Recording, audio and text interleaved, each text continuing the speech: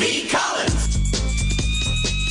Peter B. Collins, news and comment. It's Friday, May 8th, 2020. Have I got news to comment on today? And I want to recommend our latest in-depth interview podcast released today, where we expose the true foreign meddling in the 2016 election. It should have been called Israelgate, not Russiagate. We'll detail that for you in a bit. A lot of news breaking today about the controversial allegations against Joe Biden made by Tara Reade, a former staffer in his Senate office back in the 1990s. And this is driven largely by an interview that I have yet to see, conducted by the former Fox News anchor Megyn Kelly, who then jumped to NBC where she flopped. But Megyn Kelly does have some cred when it comes to sexual harassment. And if you've seen the various films about Roger Ailes, the piggish former founder of Fox News, you know what I'm talking about. So first, before we get to the teaser excerpts that we have been receiving from the Megyn Kelly interview, I want to commend a little town newspaper, a small town newspaper here in California along the coast, located in San Luis Obispo. It's called the Tribune. And I want to credit their reporters, in particular Matt Fountain, who dug into the court records and found documents related to a divorce that occurred in 1996 when Tara Reade broke up with Theodore Ted Dronin. And Dronin met Tara Reade after she had left Joe Biden's office.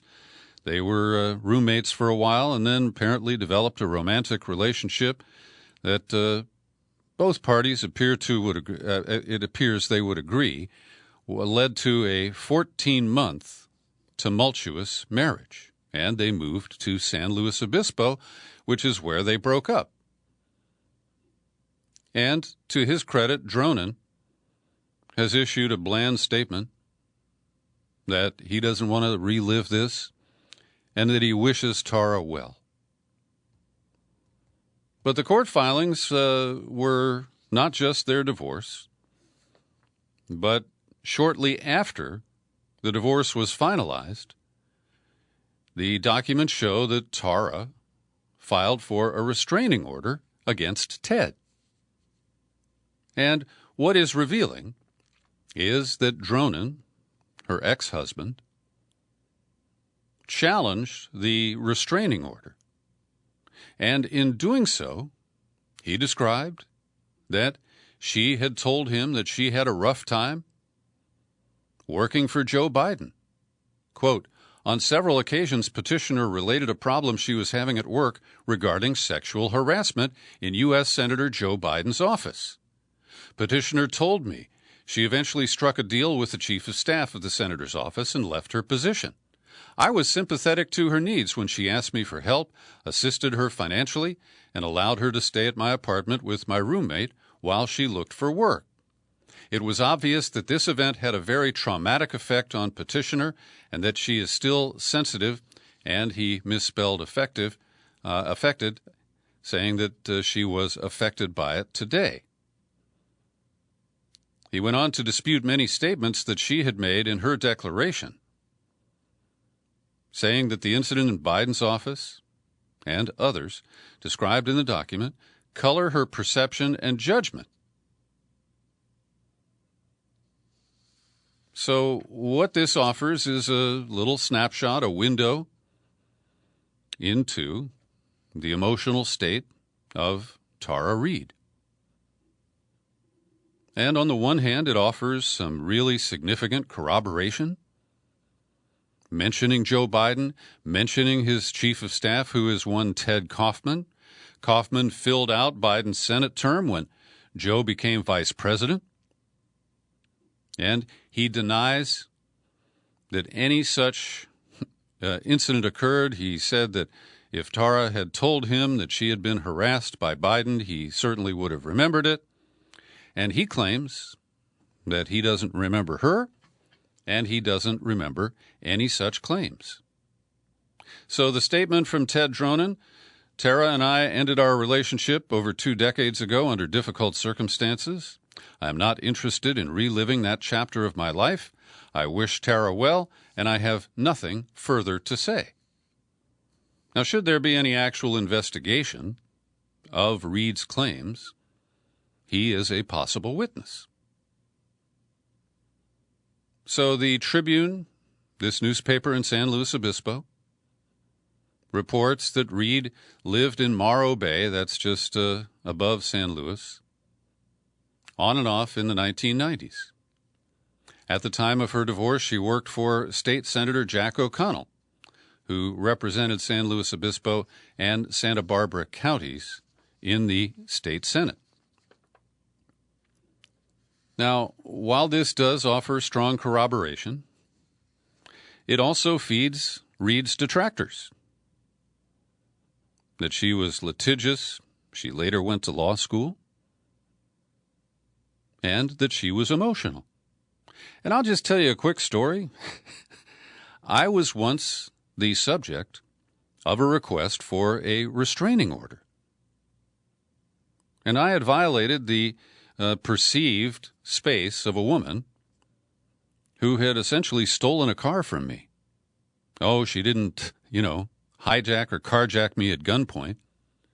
I bought a used car from her, and she said that she was going to pay off the loan that she had taken out on the car with my money and then send me the title. And she gave me a document from the DMV that appeared to be a legitimate transfer of the car pending clearance of the lien. So when she then declared bankruptcy and tried to stiff me, the repo man came and eventually took the car from me. And so I attempted to serve various lawsuits that I wrote myself. It didn't make sense to pay a lawyer over a $10,000 used car. And I couldn't get the authorities to take any action. I even used all of my juice and influence and tried to get the county district attorney to take my case, and he said, no, that's a civil matter. So I was civil. I filed all the right paperwork, and then I served those papers at her parents' house. And she found that to be too much, and so she filed for a restraining order. We went to court, and I was stunned that the judge found that each of us was somehow either skirting the law or breaking the law. Now, she declined to grant the restraining order and told the woman never to come back to her courtroom, but then she looked at me like I had done something wrong. And she told me, that if I needed to serve papers on her, I should hire the sheriff to do it. So it was a chilling experience. And when I got the first notice that a restraining order was being sought against me, it was shocking. And I considered this woman to be unstable, and I'm not trying to project this entirely onto Tara Reade or Tara. I'm not sure how she pronounces it. But my point is that people do use the court system for nefarious purposes. So, on balance, I think this is 1 point for and 1 point against Ms. Reade's claims against Biden. So, this will come up a little bit later, but I want to note that the New York Times picked up the story and in paragraph 5 credits the small-town paper, the San Luis Obispo Tribune. Quote, the existence of the document was first reported by the San Luis Obispo Tribune on Thursday. The Times subsequently obtained a copy of the court file from the Superior Court there. And the Times also added, the court records from 96 recap the tumultuous 14-month marriage of Reade and Dronin, who met while they were both young staffers on Capitol Hill in 93, and they later settled in Morro Bay along with their young daughter.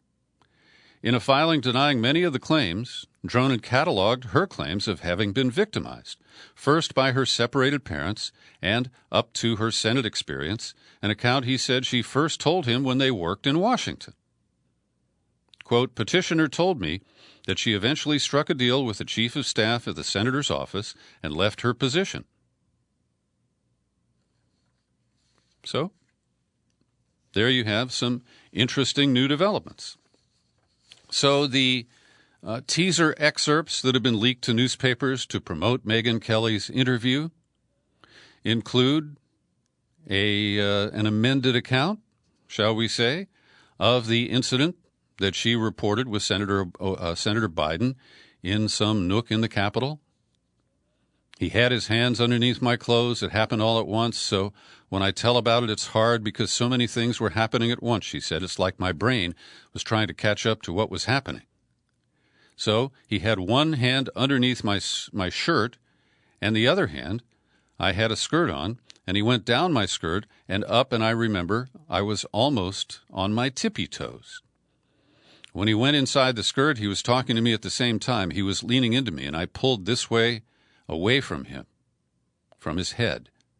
As he kissed her neck, he asked in a whisper if she wanted to go somewhere else.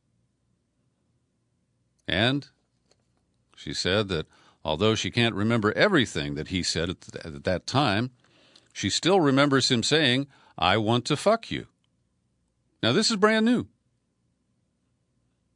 And she added, he said it low, I was pushing away, I remember my knee hurting because he had opened my legs with his knee and our kneecaps clashed, so I felt like a sharp pain. His fingers were inside of my vagina. There was no small talk, no precept. It was just sudden, and it was happening like that. He was saying those things to me, and I was pulling away. When she refused his advances and was obviously tensed up and frozen, Reade said Biden pulled back. And then this is consistent with her earlier accounts. He looked at me and said, "What the hell, man? I heard you liked me." And that man part, I would never refer to a woman, even in casual conversation, as "hey, man." But that's typical of Biden's conversational style. "What the hell, man? I heard you liked me." Now, this is new. Reade said that she thought the encounter was her fault. I immediately started thinking what I did, how I brought this on. Did I say something to somebody? Did I give an impression? My mind was racing. In that moment, I knew this was really bad. I knew it was more than just the assault. It was really bad. He was angry, and I could feel it wasn't that yelling angry, but that hostility. And he pulled back, and he said he was just looking at me directly. He pointed his finger at me, and he said, "You're nothing to me. You're nothing." That, again, is consistent with what she said before. And also, in answer to some critics, she has said that, her story has been consistent, but that she hasn't revealed it all in the past. And that is fair. It still is subject to attack from her opponents. So, as of the other day, and as late as, I'd say, last Friday, when Reade was planning to be interviewed by Don Lemon on CNN, and we believe Chris Wallace on Fox News, she had no lawyer, she had no publicist. Well, now she has an attorney. His name is Douglas Wigdor. He represented women in sexual assault cases against Harvey Weinstein and Fox News hosts. So it's possible that Megyn Kelly made the connection with Douglas Wigdor. But this will be exploited, particularly by the rabid defenders of Joe Biden. He donated $55,000 to Trump's 2016 campaign. He is said to be working pro bono for Tara Reade. And she has another new lawyer, William Moran, who previously wrote and edited for Sputnik, the Russian media company that has radio broadcasts. I don't know if it's still the case, but my friend Brad Friedman, his radio show is carried by Sputnik. John Kiriakou co-hosts a show every day on Sputnik. But because of the Russian connection and because of some comments Reade has made in the past praising Vladimir Putin, kind of suggesting that he's sexy, and defending Russia, which of course is not permitted, in American discourse these days, that will be exploited along with the other issues. And I have to take special exception to comments made by California's very senior Senator Dianne Feinstein.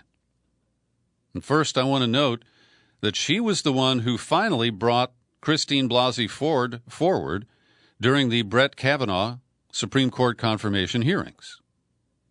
Not from the start, but kind of sprung from a jack-in-the-box like Anita Hill was by Joe Biden in the Clarence Thomas hearings in 1993.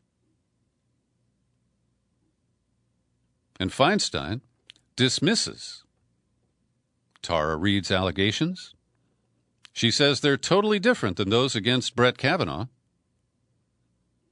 Quote from Feinstein, "Kavanaugh was under the harshest inspection that we give people over a substantial period of time. And I don't know this person at all, Reade, who's made the allegations. She came out of nowhere. Where's she been all these years? He was vice president." Now, Christine Blasey Ford related an account that was 10 years older, that occurred when she and Brett Kavanaugh were in high school. Blasey Ford couldn't tell you the location of the house where Kavanaugh's attempted assault occurred. And so I just find this partisan and hypocritical. And Feinstein should just stay out of it, in my opinion. So I want to recommend to you a very balanced piece written by Laura Megyn at Vox.com. She explains how she's been talking to Tara Reade for more than a year, and she has been looking for the evidence needed to publish a story about it.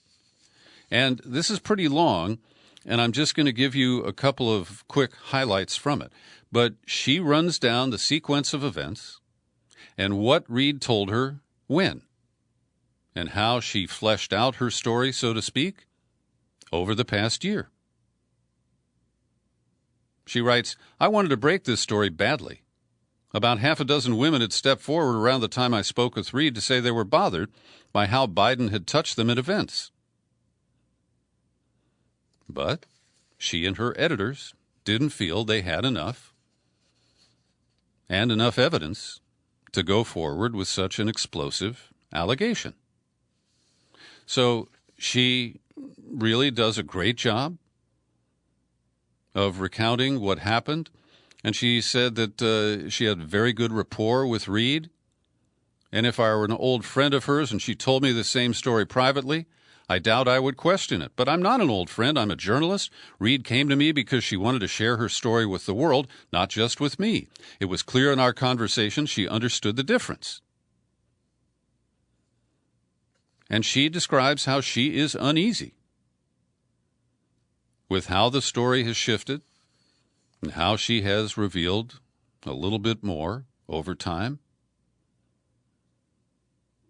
And when Linda Lacasse was described, this is the former neighbor, and her commentary, it's not quite testimony because it's not under oath, but she came forward about 10 days ago, said that Reade spoke about the harassment, and the reporter here said, I asked Reade why she hadn't mentioned Lacasse to me a year ago, or to Katie Halper, who did the podcast where this surfaced this year.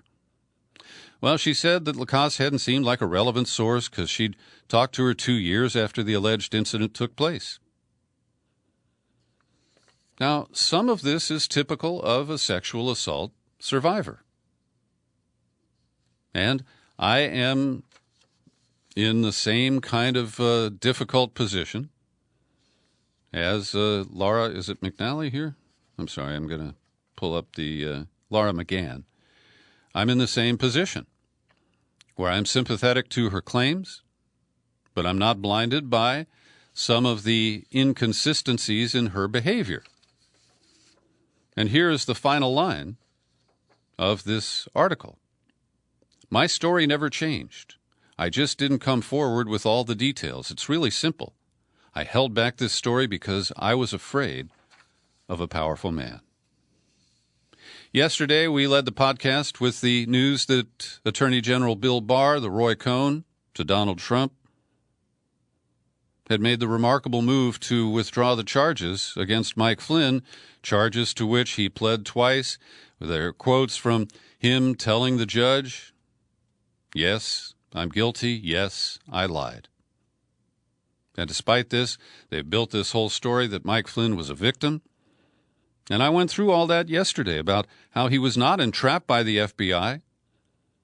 Andy McCabe, the number 2 guy at FBI, called and said, "Hey, Flynn, I want to make an appointment to send some of my agents over there." Flynn said, "Is this about the Kislyak call?" McCabe said yes. So he knew what was up, and he brazenly lied anyway. But Trump, of course, is praising Bill Barr today as a great American who's going to be remembered in the history books. And he made a phone call into Fox News this morning where he rambled about his mom because it's Mother's Day on Sunday. And, of course, ignored the loss of life all over America from the coronavirus. But he also took a swipe at the guy that he appointed to replace James Comey as FBI director. That's Chris Wray, Christopher A. Wray. And he said that it's disappointing when asked about Wray's role in the ongoing reviews of the FBI's handling of the Russia investigation. Let's see what happens with him. Look, the jury is still out. And that's how Trump signals that somebody better kiss his ass and perform the dance, or he's going to be out. Now, about Bill Barr, Trump said Americans owe a lot to Attorney General Barr, a man of unbelievable credibility and courage. He's going to go down in the history books, Trump claims. Yeah, as a very dark figure, a corrupt man, I would add.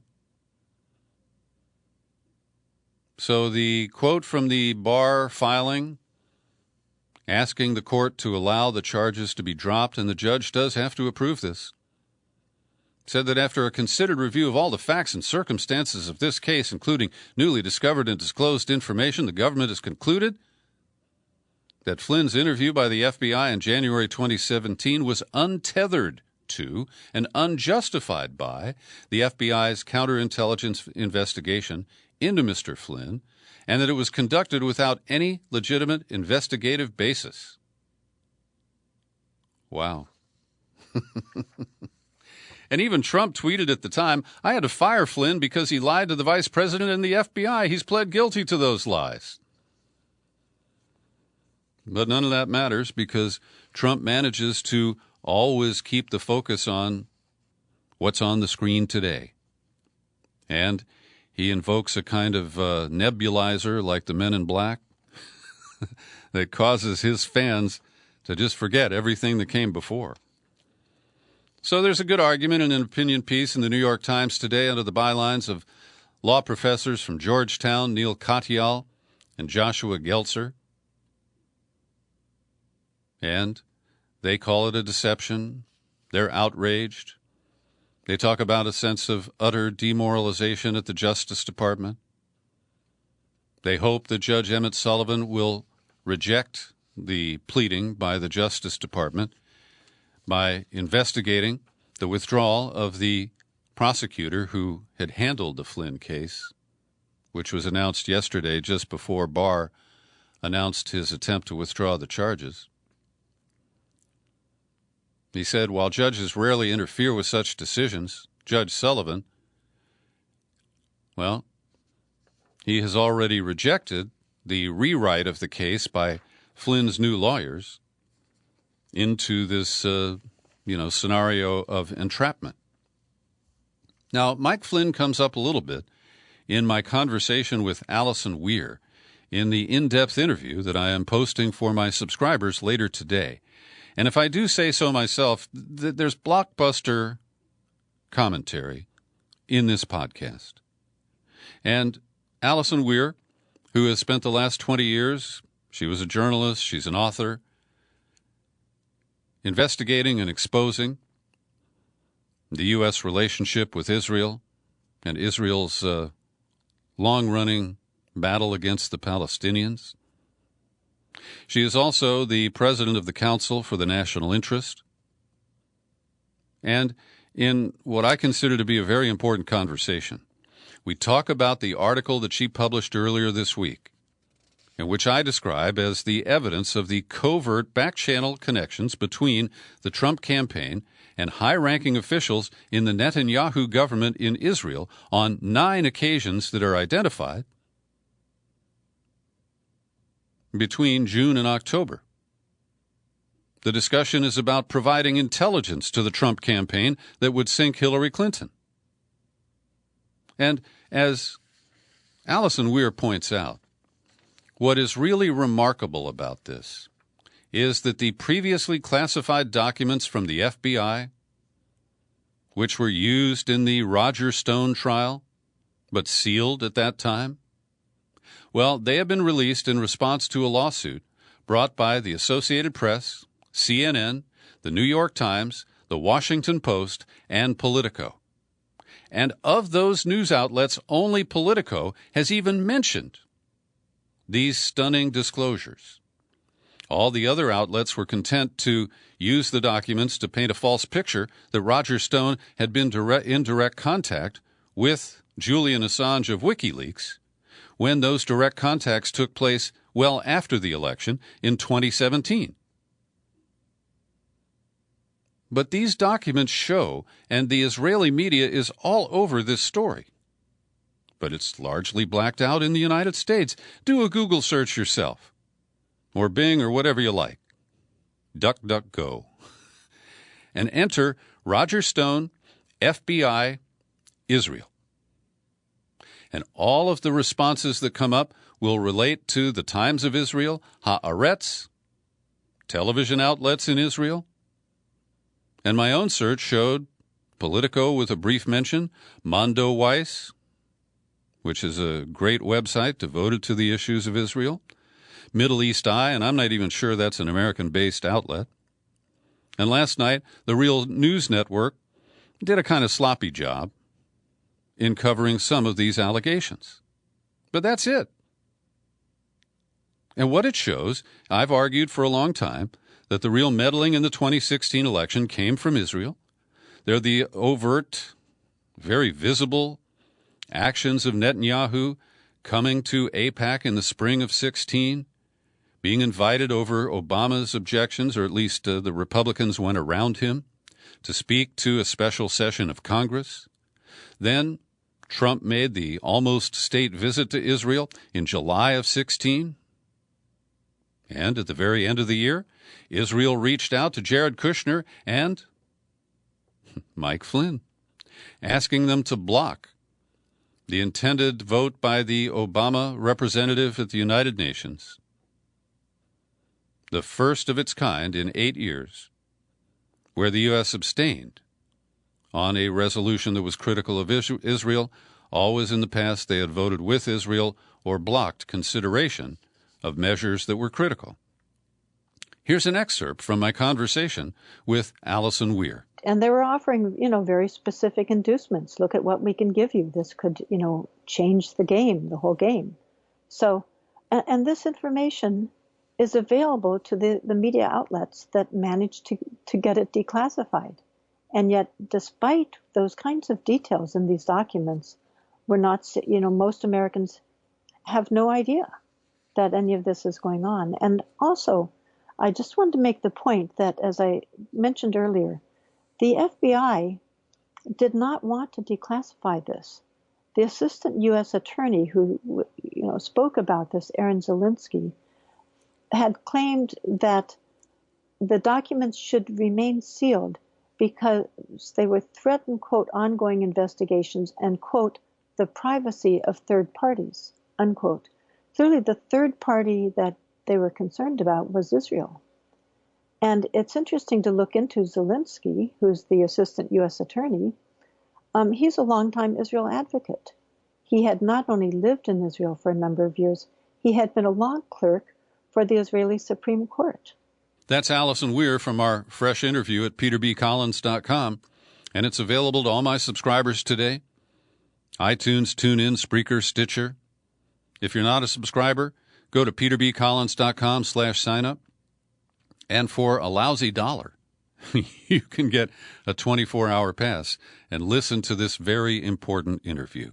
And I encourage you to share it because people need to know how the media, the intelligence agencies, and the Democratic Party aligned and, yes, colluded to blame Russia for things that are much more likely attributed to Israeli interference in the 2016 election.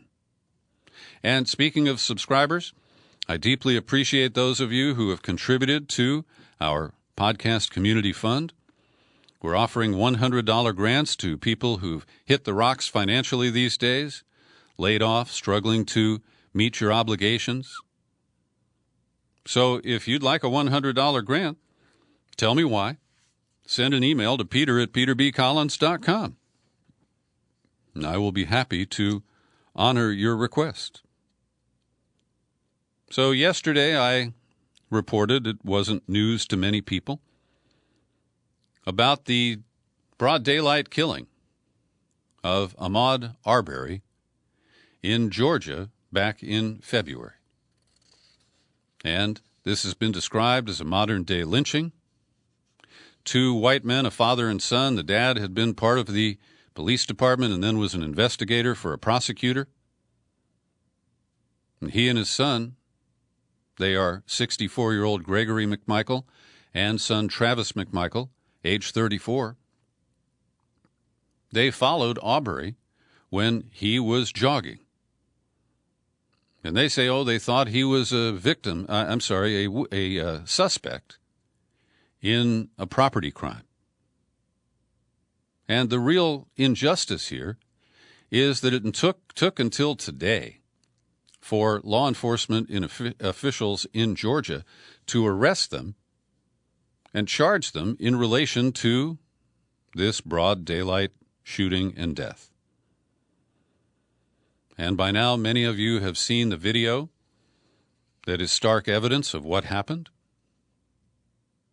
And you just have to ask yourself, how the Old Boy Network in Georgia could cover this up and try to sweep it under the rug for months now. As you know, there have been several protests at the Capitol in Lansing, Michigan, over the restrictions that the governor has imposed related to the pandemic. And you've seen the pictures of these angry white guys with heavy weapons, automatic rifles, shotguns, long guns, showing up to make a show of intimidation. And as we have exposed, these are not real protests. Sure, some, average citizens joined in, but they were ginned up by a group of right-wingers, some related to the Tea Party in the past, others related to the Dole brothers, D-O-L-L. Their agenda is the NRA is too soft on gun rights. And there are also a lot of Trump supporters out there, and Trump supports them in return. And so these ugly pictures of heavily armed white guys storming into the Capitol, where inexplicably open carry of weapons is legal. And so on Wednesday, a black lawmaker, Representative Sarah Anthony, came back to the Capitol with an escort of armed black citizens. And it appears they have some automatic weapons. Here's a guy with a billy club. And these are at least semi-automatics with large magazines. Now, there was no incident. The state police didn't try to arrest them because, hey, anybody can come into the Capitol as heavily armed as you want to be. And the lawmaker has said that she wants to find a way. She's actively working to prohibit open carry of firearms in the state capitol. And she said her goal was not to encourage more armed citizens to volunteer to protect lawmakers, but to ensure that law enforcement officers paid by taxpayers would do a better job in the future. And I would add that they would treat armed black men the same as they did the armed white men. And that's not something that we can rely upon. Meanwhile, in Brooklyn in particular, enforcement of social distancing regulations has led to the citation and arrest of 35 people. A total of 40 people. 35 were black, 4 were Hispanic, and 1 was white. More than a third of the arrests were made in the predominantly black neighborhood of Brownsville, and one officer in particular, identified as Francisco Garcia, is at the center of many altercations that erupted in response. In one case, he confronted a bystander after they arrested one person for two people for a social distancing violation. An Officer Garcia knocked the man to the ground with his fist, sat on him as another officer handcuffed him. And there's several incidents attributed to Garcia alone. Mayor de Blasio, who had personally gone to break up a large funeral in an Orthodox Jewish community, we have no report that he was on the scene for any of these events. Nevertheless, he deplores them, saying that they had taken Officer Garcia off the street. Quote, "What I saw was absolutely unacceptable, and obviously discipline was swift by the NYPD."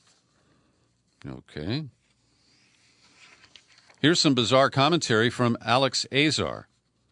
He's a former pharmaceutical industry executive from Eli Lilly in Indianapolis, and he is echoing claims made by the operators of meatpacking plants.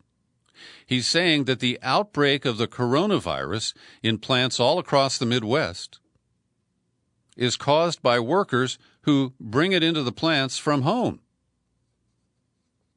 Really? He said that, a lot of these people live in tight quarters with a lot of other people. Many of the infected workers lived in the same building and apartment. Now, why is that? Well, they blame it on people in certain cultures that are different than they are with your traditional American family. Well, these meatpacking plants openly hire, in some cases undocumented, in other cases people with green cards, and they give them really shitty pay, 15, maybe $20 an hour. They work them 10 and 12-hour shifts. In many cases, these workplaces are refrigerated. And then they turn around and blame them because they live in high-density housing and that they're culturally different from white Americans. More than 44% of those who work in meatpacking are Hispanic, 25% black. Yeah.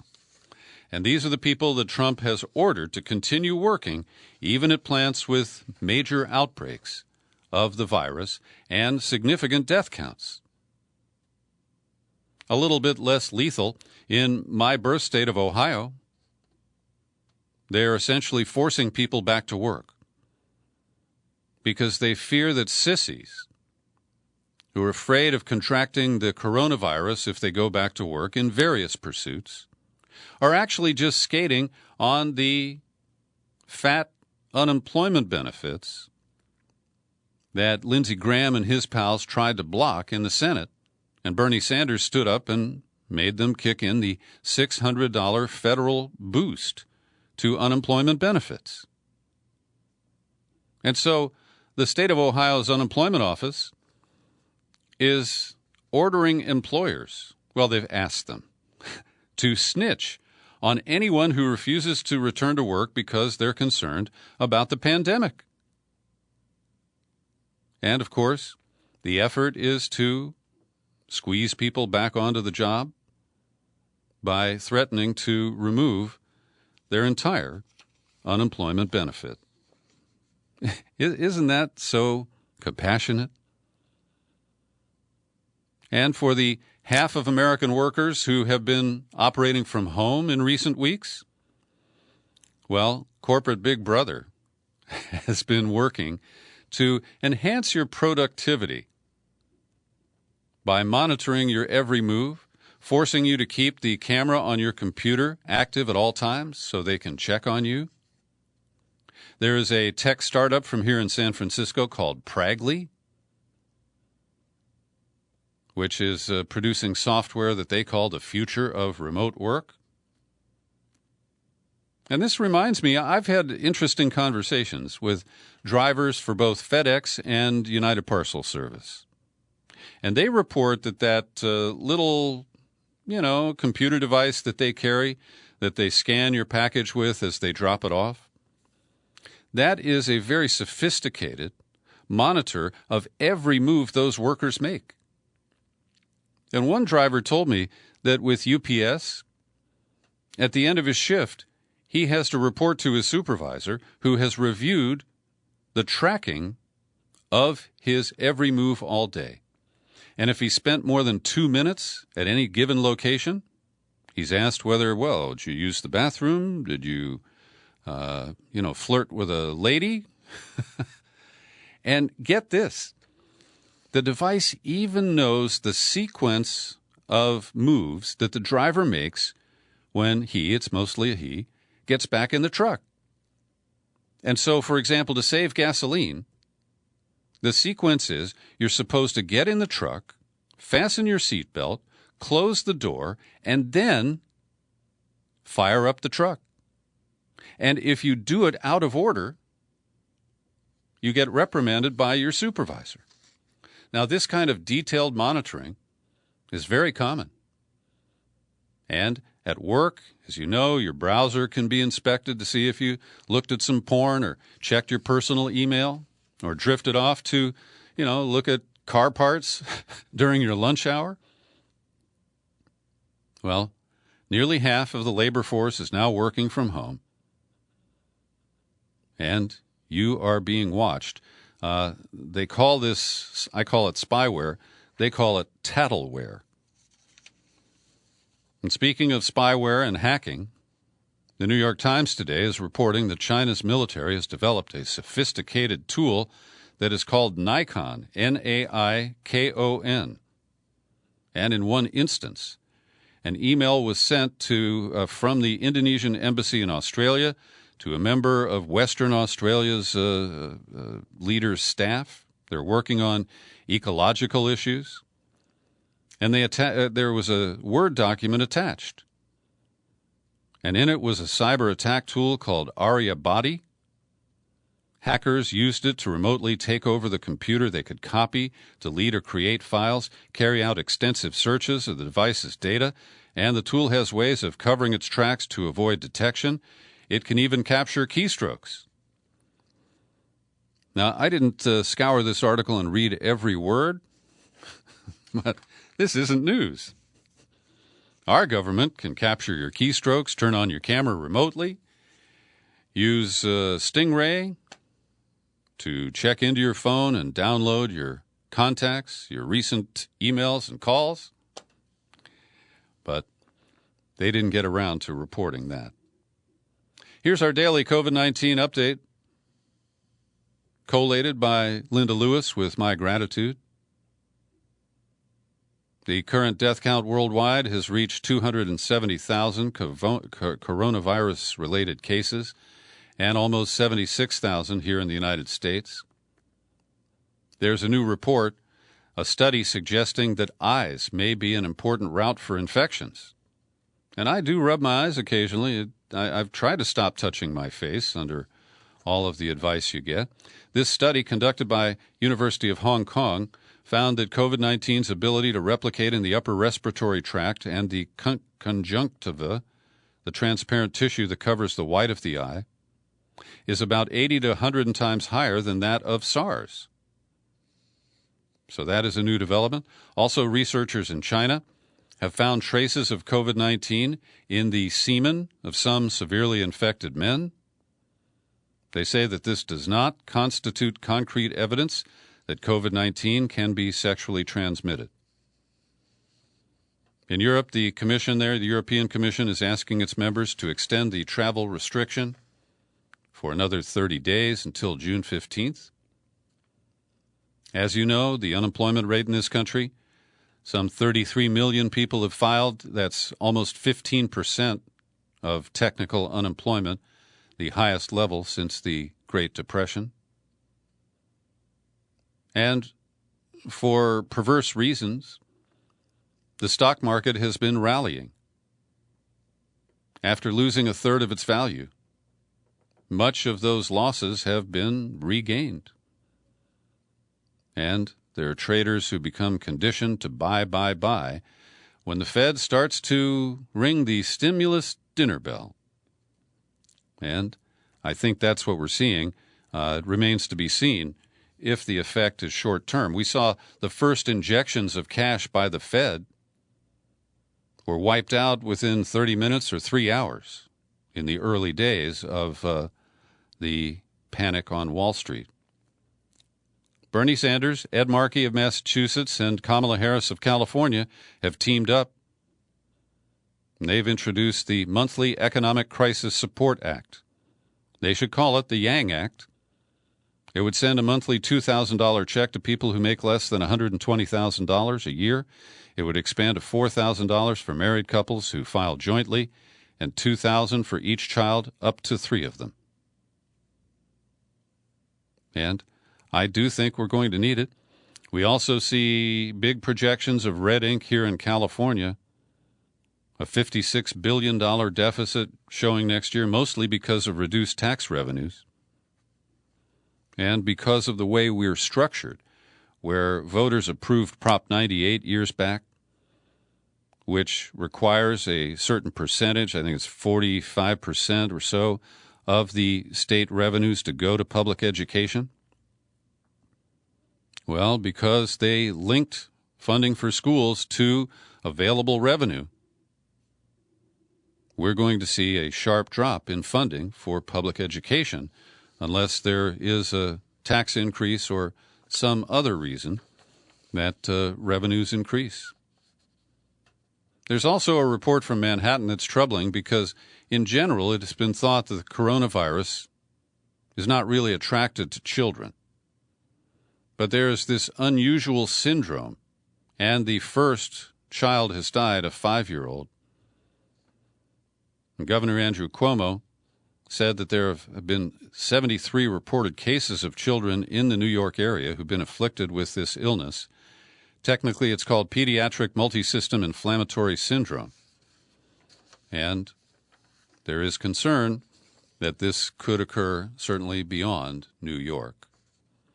Also, Linda Lewis reports that the White House, which has been now in the last couple of days seeing the positive testing of a valet, Trump says he barely knows the guy. Others indicate he's been actively serving the president in close proximity without a mask. And today, Vice President Pence's press secretary was pulled off a plane as he was going to Iowa, probably to force people to work at meatpacking plants, after she tested positive. And Linda points out that the National Institutes of Health Director Francis Collins told a Senate committee this week that one of the rapid coronavirus tests, the Abbott ID Now machine, has about a 15% false negative rate. And even though Trump and Pence apparently are being tested every day with this system, that is a very troubling potential error rate. A couple of Republicans have spoken up. Now, of course, they don't name or blame Trump, but they are concerned about the limited testing capabilities that are available in their states. This includes diehard GOP long-term Senator Richard Shelby of Alabama, outbound Lamar Alexander of Tennessee, Lankford of Oklahoma, and Shelley Moore Capito of West Virginia. And the billionaire owner of the Dallas Mavericks, Mark Cuban, who, by the way, Linda says, continues to pay the team's hourly employees, decided to invest some of his fortune into seeing how well local businesses are following the social distancing and cleaning routines that were supposed to be implemented last week when the state, quote-unquote, reopened for business. Well, Cuban's survey found that 36% of Dallas businesses elected to open up, and of those that are open, 96% failed to completely meet the governor's protocols for reopening. Secret shoppers found that about a third of businesses were abiding by less than half of the guidelines. And on average, businesses followed about 60% of the protocols mandated by the governor. This one offends me as a recovering Catholic. 13,000 of the country's 17,000 Catholic parishes have applied for bailouts under the PPP program that has been widely abused by corporations and the terms of which hamper most small businesses, as we discussed earlier this week in an email we got from the woman who runs a physical therapy center here in Berkeley. So, 13,000 applied, half have already received funds, and of those who were initially declined, half of them have reapplied. Let me point out that these are tax-exempt organizations. They don't pay a dime of local or federal taxes.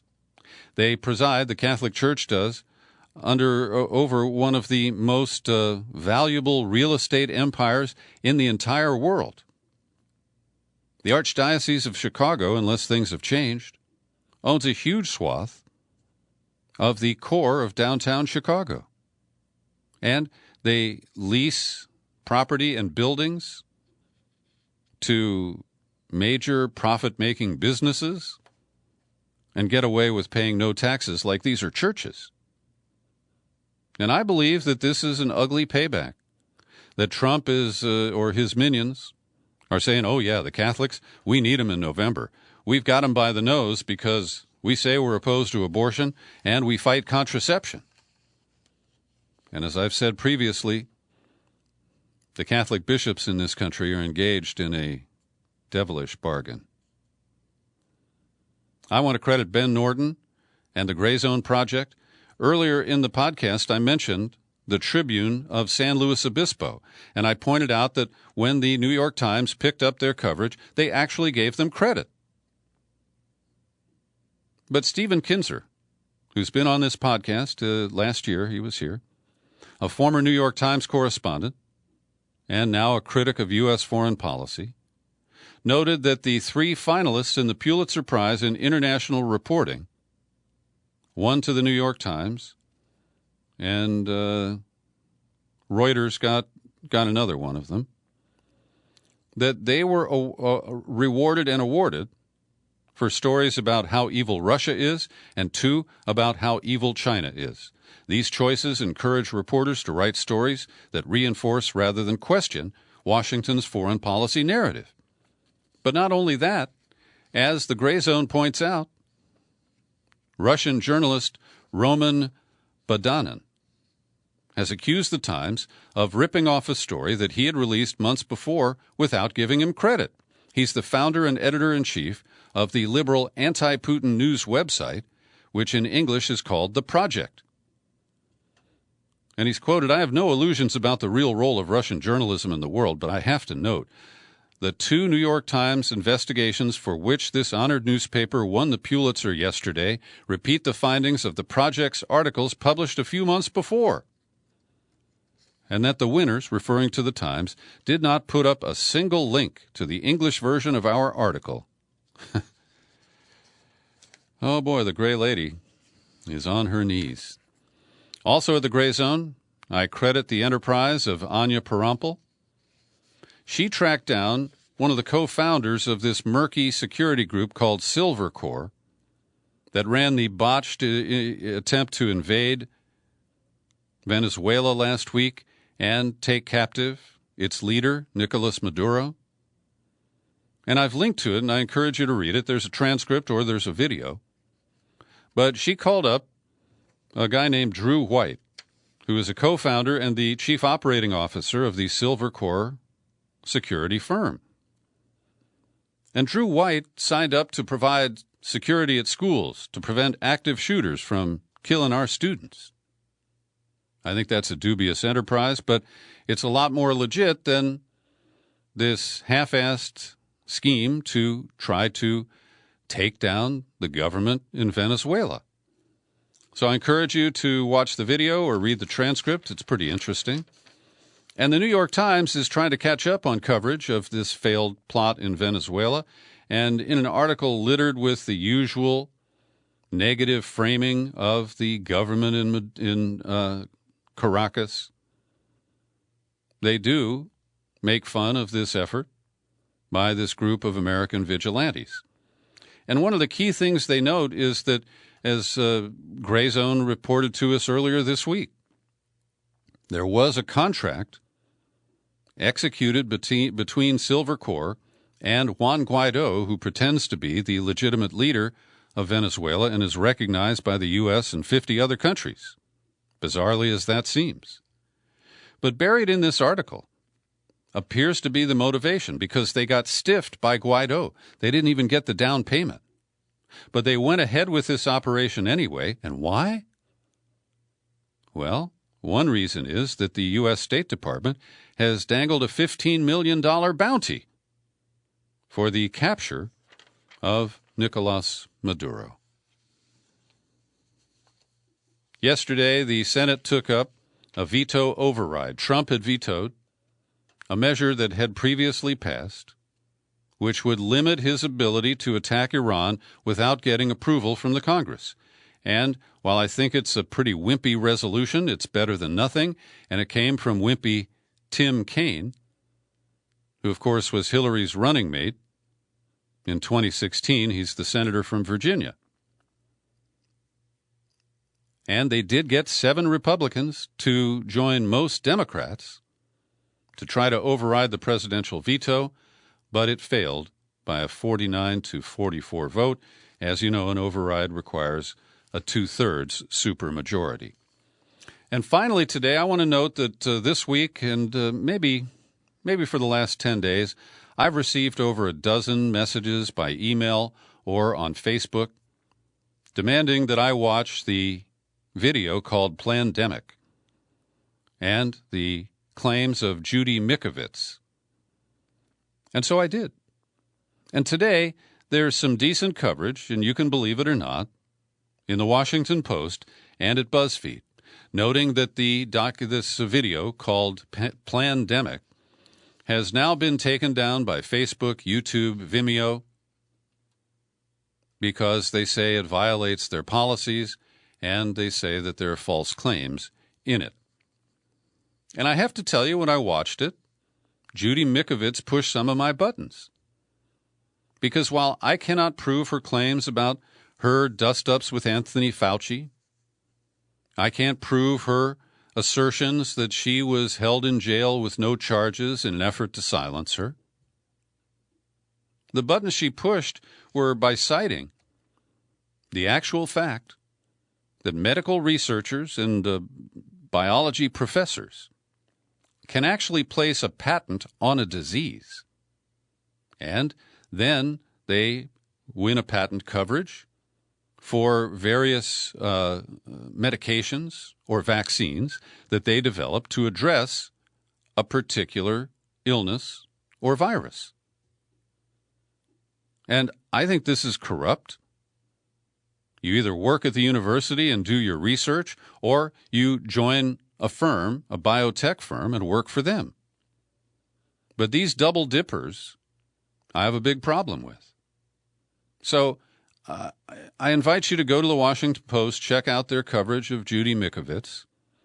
She has a kind of uneven story, and she was convicted of, convicted? She was fired from her job leading a research institute, arrested for theft, and sued by her former employer. So I withdraw that claim, my misstatement of her being convicted. And I also want to note that in this critical commentary in the Post and at BuzzFeed, that they sound all the usual claims that anybody or everybody who has concerns about the safety of vaccines and mandatory vaccination is some kind of a nut. And I reject that. And finally, I am sharply critical of YouTube and Facebook and Vimeo for censoring her right to speak and your right to view what she has to say and to judge for yourself. Thanks for listening to my daily news and comment podcast. You're free to share it all over the place. Definitely listen to my interview with Allison Weir. I'm Peter B. Happy trails to you until we meet again. Happy trails.